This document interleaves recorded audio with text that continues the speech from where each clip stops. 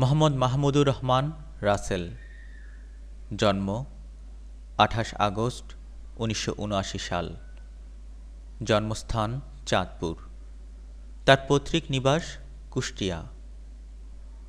এক ভাই ও দুই বোনের মাঝে তিনি ছিলেন বড়।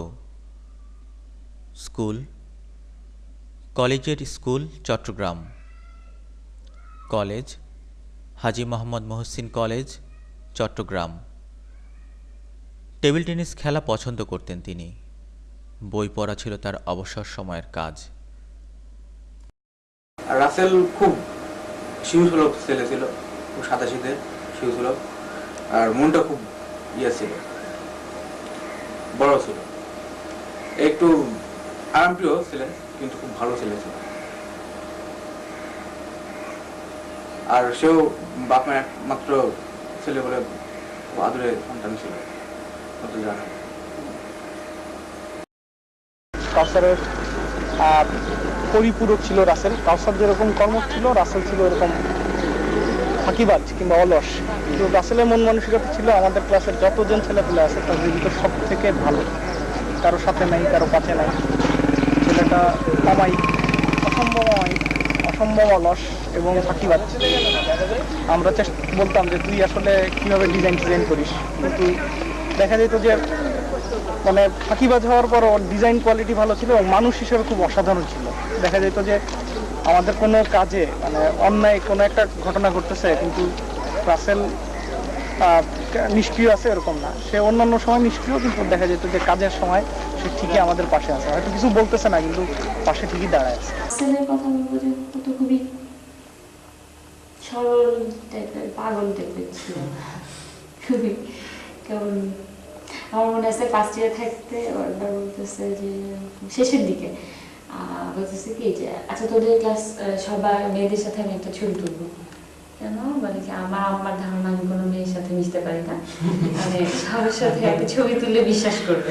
আপনি কি গেছিলেন এবার চিটাগাং যে অ্যাক্সিডেন্টের পর? আমি গেছি হচ্ছে আমার যে প্রজেক্টের সার্ভের জন্য গেলাম। সবাই যখন গেছিল তখন আমিও গেছিলাম, আর এর আগেও তো জানি খুব আদরের, কিন্তু অন্য যে কোনো ছেলে কিংবা মেয়ে সবার থেকে আদরের। আমি যখন গেলাম সারাক্ষণই মানে কেমন যেন অসংলগ্ন টাইপের কথা বলে। হ্যাঁ, সারা প্রসঙ্গে নরমালি হয়তো, কিন্তু কথাগুলো কি কোনো অর্থ হচ্ছে না, মানে বোঝা যাচ্ছে যে কান্দাকাটি করতেছে না, কিন্তু কথাগুলো যে ওই ব্যাপারে বলতে থাকে। আবার আমাদেরকে আসার সময় বলতেছে যে মা তোমরা আবার আসো, আমি আচ্ছা এরপর তোমরা আসলে আমি আর রাসেলকে নিয়ে কিছু বলবো না, তোমাদের খুব খারাপ লাগে তোমরা তাহলে আর আসবে না, এবার দেখবা আমি খুব হাসবো, আমি খুব স্বাভাবিক থাকবো।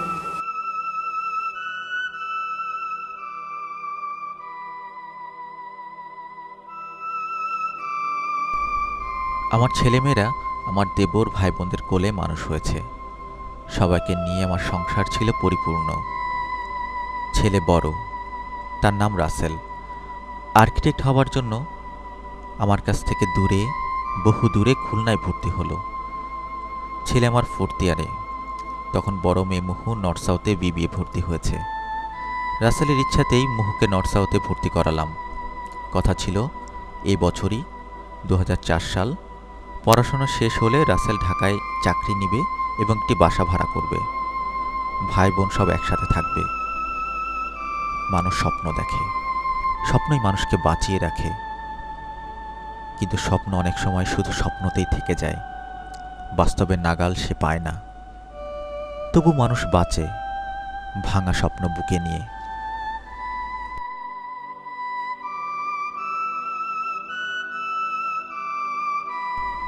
আমি জানি পৃথিবীতে একটি ডাকই সবচেয়ে সুমধুর, আর তা হলো মা। পৃথিবীতে একটি জিনিসই সবচেয়ে দামি, আর তা হলো সন্তান। আমি হারিয়েছি এক মানিক রতন, যা রাজার রাজ্যের চেয়ে দামি, যা পৃথিবীর সব দামি জিনিসের দামি, যা আল্লাহর শ্রেষ্ঠ দান, সন্তান। যার নাম পুরো পৃথিবীর কাছে ম্লান হয়ে যায়। আমার বড় সন্তান, আমার রাসেল, যার আগমনে পৃথিবীর সবচেয়ে বড় সুখ আমি পেয়েছি। সেই আমার মানিক 13ই মার্চ 2004 সালে আমাকে সমুদ্রে ভাসিয়ে সমুদ্রের বুকেই ঠাঁই করে নিয়েছে।